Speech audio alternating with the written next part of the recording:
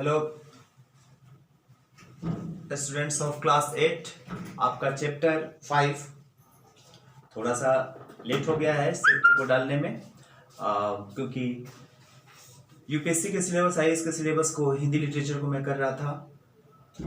दूसरा चैनल आप भी उसको देख सकते हैं हिंदी लिटरेचर के लिए, उसका नाम चैनल का समीक्षा इंस्पिरेशनल। उसको भी आप लाइक कर लीजिएगा, सब्सक्राइब कर लीजिएगा, ताकि आपको लिटरेचर संबंधित बहुत सारी चीज़ें मिलती रहेंगी। तो देखिए चैप्टर 5 रिवोल्ट ऑफ 1857, जिसको रिबेल ऑफ 1857 भी कहते हैं। सबसे पहली बात तो ये कि जो कि आगे के हिसाब से भी आप लोग काम आएगा, यहाँ पर एक क्वेश्चन होता है कि whether it was first war of independence और first war of Indian national movement. क्या ये भारतीय राष्ट्रीय स्वतंत्रता संग्राम का प्रथम युद्ध है या ब्रिटिश सिस्टम के खिलाफ पहली लड़ाई? बहुत सारे इतिहासकार इसे सिर्फ first war against the British colonial system मानते हैं, और बहुत सारे इतिहासकार इसको राष्ट्रीय स्वाधीनता संघर्ष का प्रथम युद्ध मानते हैं। तो देखिए सबसे बड़ी बात है कि 1857 में राष्ट्रीयता का तत्व नहीं था, यह सही बात है, किंतु इसे प्रथम स्वतंत्रता संघर्ष ब्रिटिश कॉलोनियल सिस्टम के खिलाफ हम अवश्य कहेंगे। तो देख चलते हैं इसके बारे में डिटेल्स और जानते हैं कि 1857 के रिवोल्ट के क्या रीजन थे। तो जैसा कि मैं हमेशा कहता हूं कि किसी भी रिवॉल्यूशन के पीछे कुछ सोशल कॉजेस, कुछ पॉलिटिकल कॉजेस, कुछ इकोनॉमिक कॉजेस और कुछ इमीडिएट रीजंस जिम्मेवार होते हैं। पॉलिटिकल रीजन की बात की जाए तो 1857 के रिवोल्ट के थोड़ा सा पहले हमको आना पड़ेगा कि पॉलिटिकल रीजन क्या था। तो सबसे बड़ी चीज कि ब्रिटिश सिस्टम ने भारतीय राजाओं की स्थिति को क्रश कर दिया। सबसे पहले वॉरेन हेस्टिंग्स, जिसने द्वैत शासन, ड्वेल गवर्नमेंट का व्यवस्था किया। उसके बाद देखिए कि लॉर्ड कॉर्नवालिस की परमानेंट सेटलमेंट की पॉलिसी, जिसका ट्रांसफॉर्म रूप थॉमस मुनरो और जॉन सोर का महालवाड़ी और रैयतवाड़ी सिस्टम है, जिसके चलते लैंड रेवेन्यू पर ब्रिटिश ईस्ट इंडिया कंपनी की डायरेक्ट पकड़ होने लगी, जमींदारों की स्थिति खराब होने लगी, फ्यूडल सिस्टम क्रश होने लगी। उसके बाद देखिए सब्सिडरी अलायंस की जो पॉलिसी थी लॉर्ड वेलेस्ली की, जिसके अनुसार ब्रिटिश पारामाउंटेसी को एक्सेप्ट करना राजाओं के लिए, the king in fact they lost their sovereignty. राजा न अपने मन से किसी राजा के साथ कोई ट्रीटी कर सकता था, न कोई अलायंस कर सकता था, और बिना ब्रिटिश पारामाउंटेसी को बताए हुए इवन अपने फोर्ट्स और पैलेस की भी मरम्मत नहीं करा सकता था। तो इट कैन बी इमेजिन कि क्या सिचुएशन, राजाओं की स्थिति केवल नाम मात्र के लिए रह गई। साथ ही उन्हें अपने खर्चे पर एक ब्रिटिश ट्रूप रखना होता था अपने दरबार में, एक ब्रिटिश रेजिडेंट भी रखना पड़ता था, जस्ट लाइक इन्फॉर्मर का काम करता था वो, अपनी ईस्ट इंडिया कंपनी को, अपने मालिकों को रिपोर्ट करेगा राजाओं के खिलाफ। तो ये पॉलिटिकल रीजन, और बाकी रही सही कसर डलहौजी ने पूरा कर दी, क्योंकि डलहौजी की जो पॉलिसी थी यही इमीडिएट रीजन में भी बनेगा, इमीडिएट रीजन में भी ये कारण था, ठीक है ना, जिसको बोलते हैं डॉक्ट्रिन ऑफ लैप्स। ये डॉक्ट्रिन ऑफ लैप्स क्या था? देखिए हिंदू उत्तराधिकार कानून की हिंदू लॉ में आज भी प्रोविजन है कि जिस व्यक्ति के कोई संतान नहीं हो, वो चाहे तो उसका लीगल राइट है, उसकी एक प्रोसेस होती है, उसके तहत तो किसी बच्चे को एडॉप्ट कर सकता है। पर डलहौजी ने इस पावर को स्नैच कर लिया, छीन लिया।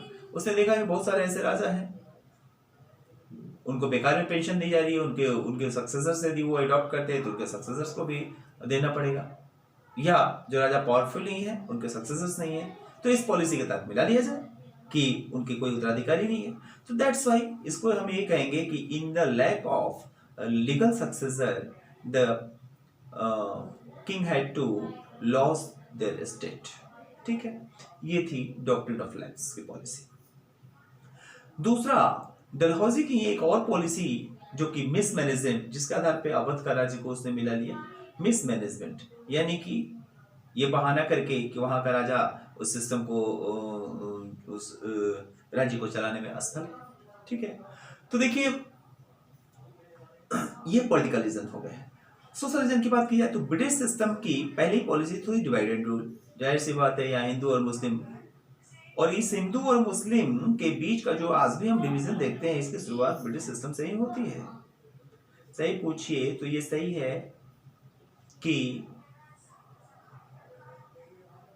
बहुसंख्यक हिंदुओं के साथ बहुत कुछ ऑर्थोडॉक्स मुस्लिम किंग्स ने भेदभाव किया है, पर फिर भी रिवोल्ट जैसी स्थिति कभी नहीं हुई। लेकिन ब्रिटिश सिस्टम ने जो डिवाइड एंड रूल की पॉलिसी लागू की, उसका परिणाम आप यही देख सकते हैं, जिसके चलते बाद में पाकिस्तान तक बनने की स्थिति आई। ठीक है, और आज भी शांति व्यवस्था में दिक्कतें होती हैं। ठीक है, तो इस पोलराइजेशन की जो वजह थी वो ब्रिटिश सिस्टम ही थी, क्योंकि इस ब्रिटिश सिस्टम के ही चलते जो सर सैयद अहमद खान ने कभी कहा हिंदू और मुस्लिम एक बहू की दो आंखों की तरह है, यानी बराबरी, उसी सैयद अहमद खान ने बाद में आगे चलकर जिस मोहम्मद इकबाल ने कभी सारे जहां से अच्छा कहा, वो बाद में मुस्लिम लीग के फाउंडर और एक्टिविस्ट लीडर बन गए। वही सैयद अहमद खान फाउंडर बन गए।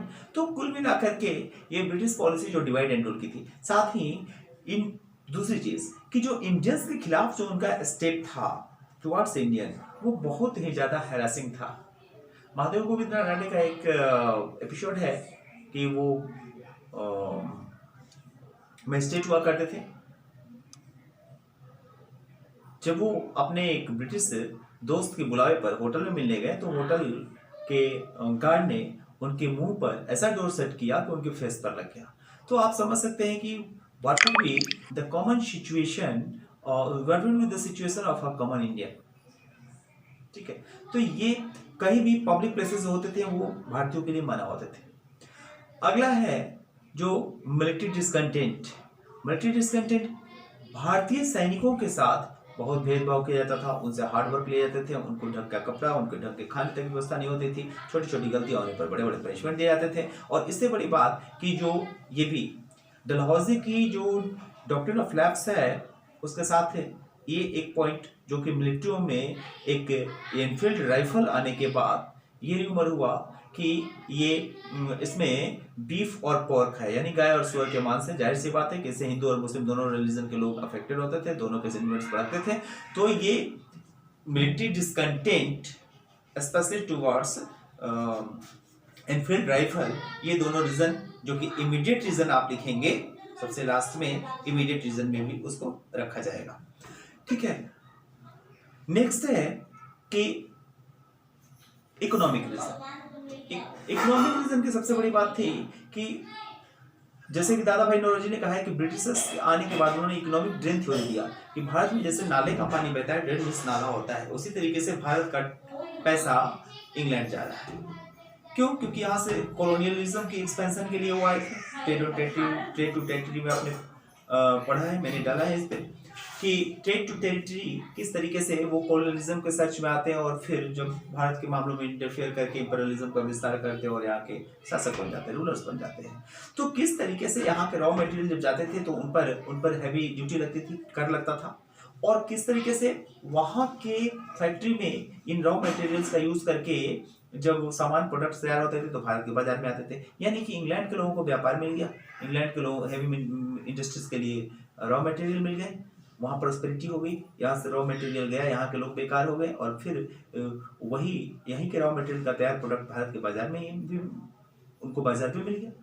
यानी कि उनको दुगना मुनाफा, यहाँ से जो रॉ मटेरियल जा रहा है उस पर एक्सपोर्ट ड्यूटी, उधर से तैयार माल आ रहा है उस पर इम्पोर्ट ड्यूटी, और दोनों टैक्स कहाँ जा रहे हैं? इंग्लैंड के खजाने में जा रहे हैं। ठीक है, ईस्ट इंडिया कंपनी के पास जा रहे हैं। तो भारतीयों का हर तरीके से दोहन, हर तरीके से इकोनॉमिकली उनको एक्सपायर कर दिया गया। फ्रेडरिक पोलाइट ने एक लिखा है कि आम भारतीयों का खाना क्या होता है? एक प्लेट चावल, राइस सूप जिसको मार कहते हैं हम लोग, एक कटा प्याज और एक चिली। तो इमेजिन किया जा सकता है ये कॉमन भारतीयों की जिंदगी। ठीक है, अब नेक्स्ट इकोनॉमिक पॉलिसी का उनका शिकार ये हुआ कि जब तक राजे महाराजे थे तब तक आर्टिसंस, जब तक स्कॉलर्स, इन लोगों को ये आश्रय मिलता था दरबारों में। अब छोटे मोटे जब ब्रिटिश जब लेटर मुगल्स कमजोर होते गए, प्रोविंशियल स्टेट्स बन गए, तो वो सारे प्रोविंशियल स्टेट्स में लोग चले आए। लेकिन अब प्रोविंशियल राजे भी जब रहने की स्थिति में नहीं रहे, ब्रिटिश एक्सपेंशन के चलते, ब्रिटिश इंपीरियलिज्म का इस तरह एक्सपेंशन हुआ, तो ये सारे लोग बेकार होने लगे। ऑब्वियस सी बात है। इसी तरीके से जब रॉ मटेरियल यहाँ से चले जाने लगे, यहाँ के आर्टिसंस जाने लगे, माइग्रेट करने लगे इन सर्च ऑफ जॉब, तो कुटीर उद्योग जो भी थोड़े बहुत टर्सरी सेक्टर थे वो भी बर्बाद हो गए। यहाँ की ढाका की मलमल की प्रशंसा ये की जाती है कि वो एक मे बी की ये कहावत, बट इसका अंदाजा लगा सकता है कितना उम्दा होगा कि वो एक अंगूठी से निकल सकती थी। तो इस तरीके से भारत की इकोनॉमी को पूरी तरह से क्रश कर दिया ब्रिटिश सिस्टम ने, ये भी सबसे बड़ा कारण बना। रिलीजियस रीजन, देखिए रिलीजन सबसे सेंटिमेंट चीज होती है और ब्रिटिश इस बात को समझते थे। इसलिए सबसे पहले तो मिशनरीज और एजुकेशन के आड़ में उन्होंने भारतीयों, हिंदू और मुसलमानों के कन्वर्जन को भी बहुत प्रोत्साहन दिया। ठीक है, उसके साथ साथ यदि हम देखें तो जो धर्म परिवर्तन कर लेता था उनको बहुत सारी छूटें दी जाती थी, बहुत सारी व्यवस्था दी जाती थी। और फिर कन्वर्जन के चलते और हिंदू और क्रिश्चियनिटी के, हिंदू और इस्लाम के बीच एक डिवाइसिव जो पॉलिसी थी, ये भी बहुत बड़ा कारण बनी। अब देखिए सबसे बड़ी बात कि 1857 का रिवोल्ट किस तरीके से होता है। तो देखिए 1857 का रिवोल्ट, जैसे कि मैंने बताया, डॉक्ट्रिन ऑफ लैप्स, मुख्य वजह यह थी राजाओं ने पहले ही इसके लिए एक योजना बना ली थी। लेकिन हुआ ये कि राजाओं के रिवोल्ट के पहले ही इनफील्ड राइफल का प्रकरण आ गया और बैरकपुर छावनी से मंगल पांडे के रिवोल्ट से शुरू हो गया। यानी कि ये होना था राजाओं के द्वारा शुरुआत, और हुई कहाँ, तो सिपाही म्यूटिनी से। इसीलिए इस रिवोल्ट को सिपाही म्यूटिनी भी कहा जाता है। अब बैरकपुर के बाद मंगल पांडे को फांसी दे दी जाती है, उस पर फिल्म भी बनी है, आप लोगों ने भी देखा होगा। उसके बाद मेरठ, आगरा, अलग अलग जगहों पर ये रिवोल्ट होता है। ठीक है, अब मेरठ से दिल्ली की दूरी बहुत कम है, तो इस वजह से मेरठ से रिवोल्यूशनरीज दिल्ली की ओर कूच करके, और जो अब राजाओं के द्वारा जब रिवोल्ट शुरू हुआ तो उसमें उन्होंने सपोर्ट भी किया। शुरुआती फेज में कई जगह ऐसा लगा कि भारतीय सक्सेसफुल हो जाएंगे, लेकिन अल्टीमेटली भारतीय पराजित हुए। इसकी कई वजह थी। देखिए राजाओं ने इस प्लान जो किया था उसके तहत एक कमल का फूल और रोटी, उसको पूरे भारत में मुगल झंडे के साथ घुमाया गया था।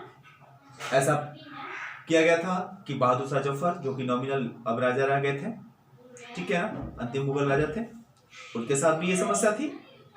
उनका भी पेंशन और उनके बारिश को मान्यता नहीं दी थी, रिकॉग्नाइज नहीं किया था डलहौजी ने, तो उन्हीं को भारत का पूरे राजा बनाया जाएगा और मूवमेंट होगा। लेकिन सबसे बड़ी बात कि इसके जब हम रिवोल्ट के फेल्योर का रीजन कहते हैं, तो सबसे पहली बात तो ये कि एक प्लान्ड वे में, एक स्ट्रेटेजिकल वे में, जो स्ट्रेटजी के साथ होना था, उसके पहले ही सिपाही म्यूटिनी से शुरू हो गया। तो ऑब्वियस सी बात है कि राजाओं को प्लान करने का मौका नहीं मिला। यदि देखिए, यदि यही सिपाही जो रिवोल्ट, सिपाही म्यूटिनी शुरू होता है और जो राजाओं का, ये कहीं दोनों, और ये दोनों ही केवल ऑर्गेनाइज होते हैं, तो शायद हो सकता था कि भारत उस समय ही आजाद हो जाता। हम लोग को 90-100 साल का इंतजार नहीं करना पड़ता, ठीक है। लेकिन हिस्ट्री में बट की गुंजाइश नहीं होती, फैक्ट होते हैं केवल। तो उसमें पहली बात स्ट्रेटजी का भाव था, दूसरी चीज फंडिंग, क्योंकि ये सारे राजा तो अपने जो राइट जो इनका छीना गया, जो इनका राज छीना गया, उसके लिए लड़ रहे हैं। जाहिर सी बात है, रिसोर्सेज की कमी है। दूसरी ओर British East India company, England से पैसा आ रहा है, भारत से पैसा खुद इंग्लैंड जा रहा है, ठीक है। वो मोनार्कियल स्थिति में आ गए हैं, राज कर रहे हैं, टेरिटरी से, ट्रेड से टेरिटरी की ओर आ गए हैं, कॉलोनिज्म से इंपीरियलिज्म राज कर रहे हैं। तो जाहिर सी बात है कि उनके पास रिसोर्सेज ज़्यादा थे, उनके पास पावर ज़्यादा थी, और यहाँ तक कि भारत के बड़े बड़े राजा जैसे सिंधिया, गायकवाड़, होलकर, ऐसे ऐसे राजा तो सपोर्ट कर रहे थे अंग्रेजों को। केनिंग ने, जो कि डलहौजी का सेक्रेटरी था, केनिंग के सेक्रेटरी, डलहौजी के बाद केनिंग यहाँ पर आया था गवर्नर जनरल होकर के, उसी के समय में ये रिवोल्ट हुआ। तो उसके सेक्रेटरी ने इस बात को लिखा है कि यदि होलकर और सिंधिया ने साथ हमारा नहीं दिया होता तो हम लोग को भारत छोड़ना पड़ता। तो जाहिर सी बात है कि इसमें केवल गिने चुने वही राजा लड़ रहे थे जिनके राज लिए गए थे, और कुछ एक छावनियों के सिपाही लड़ रहे थे। इसमें जनता का सहयोग नहीं था, स्टूडेंट नहीं था, वुमेन्स नहीं थी, पीजेंट नहीं था, ट्राइबल नहीं था। और यही कारण है कि चूंकि जैसे कि मैंने शुरुआत में कहा है कि उस समय नेशनलिज्म के जो स्पिरिट या पैशन है वो नहीं था, और इसीलिए इसे नेशनल मूवमेंट का पार्ट नहीं माना जाता, बल्कि फर्स्ट वार ऑफ इंडिपेंडेंस या सिपाही म्यूटिनी या first war against the British colonial system हम कहते हैं। तो सबसे बड़ी बात यही कि उस समय एक सिर्फ सिपाही और ये राजाओं का संघर्ष था, ठीक है, और जन आंदोलन का रूप नहीं था। इस वजह से असफल हुआ। स्ट्रेटजी की कमी थी, फाइनेंस की कमी थी, रिसोर्सेज कमी थी, आर्टिलरी डिफेंस कमी थी, और सबसे बड़ी चीज की यूथ लीडरशिप और कमांड की कमी थी, कोऑर्डिनेशन कमी थी। हीरोज और नील जैसे लोगों को जब झांसी की रानी ने बुरी तरह से हराया तो फिर देखिए बनारस से सेना लेकर के चला जाता है, और झांसी की रानी वहां अकेली पड़ जाती है। कोऑर्डिनेशन कमी का यह आलम है कि नाना साहब और तात्या टोपे नहीं पहुंच पाते हैं। तो इस तरीके से हम देखते हैं कि ये सारे रीजंस बहुत महत्वपूर्ण थे, जिसके चलते 1857 का रिवोल्ट जो है असफल हुआ। बट इसका कंट्रीब्यूशन ये जरूर है कि 1857 का रिवोल्ट के बाद देखिए क्या क्या होता है। 1858 में दिल्ली दरबार होता है, क्वीन विक्टोरिया का घोषणा होता है, विक्टोरिया आती हैं और स्पष्ट कहती है कि भारतीय राज्यों को अब डायरेक्टली नहीं मिलाया जाएगा। भारत के लोगों के रिलीजियस मैटर में ब्रिटिश गवर्नमेंट हस्तक्षेप नहीं करेगी। ईस्ट इंडिया कंपनी का शासन खत्म और डायरेक्टली ब्रिटिश क्राउन यानी कि ब्रिटिश पार्लियामेंट के द्वारा और ब्रिटिश प्रधानमंत्री और रानी के द्वारा भारत का शासन किया जाएगा। भारत के कानून के लिए गवर्नर जनरल के ऊपर ब्रिटिश पार्लियामेंट निगरानी करेगी। गवर्नर जनरल का नाम बदल करके वायसराय कर दिया गया, और भारत के मामलों के लिए इंग्लैंड की कैबिनेट यानी इंग्लैंड के मंत्रिमंडल में एक भारत सचिव का पोस्ट क्रिएट किया गया। तो ये सारे चेंजेस है। सबसे बड़ी बात भारतीयों के लिए भी, क्योंकि 1857 में मध्यम वर्ग का कोई रोल नहीं था, मध्यम वर्ग ने इसे सबक सीखा। और हम देखते हैं कि 1870s के बाद ईस्ट इंडिया एसोसिएशन हो, चाहे मद्रास महाजन सभा हो, चाहे पुणे सर्विंग सोसाइटी हो, ठीक है, इस तरह की संस्थाएं बनी। और यही आगे चलकर 3-4 जो संस्थाएं बनी ये आपस में कोलैब करके, क्योंकि ये सारे लीडर एक बड़े प्लेटफॉर्म पर इंडियन नेशनल कांग्रेस बनाते हैं 28 दिसंबर 1885 को, जिसके लीडरशिप में भारत आजाद होता है। तो ऑब्वियस सी बात है कि इसका आउटकमिंग यदि आपसे कोई पूछे तो 1857 के रिवोल्ट का आउटकमिंग से है कि इसने भारत की आजादी के लिए एक बड़ा प्लेटफॉर्म तैयार किया, इंडियन नेशनल कांग्रेस जैसे न्यू डाली, और साथ ही कि इससे चलकर आगे चलकर जो भारत की आज़ादी दूसरे देशों की, एशिया और अफ्रीका कई देशों की आज़ादी के लिए एक माइलस्टोन साबित हुआ, ठीक है, माइलस्टोन साबित हुआ, वो उसकी न्यू 1857 के रिवोल्ट में हम देख सकते हैं। Thank you. आपको एक चैप्टर करके सभी मिलेंगे, इसलिए आप में से जिन लोगों ने सब्सक्राइब नहीं किया सब्सक्राइब कर लीजिए, लाइक कर लीजिए, बेल आइकन का बटन दबा लीजिए, और फिर हम अगले चैप्टर के साथ आपके सामने प्रस्तुत होंगे। धन्यवाद।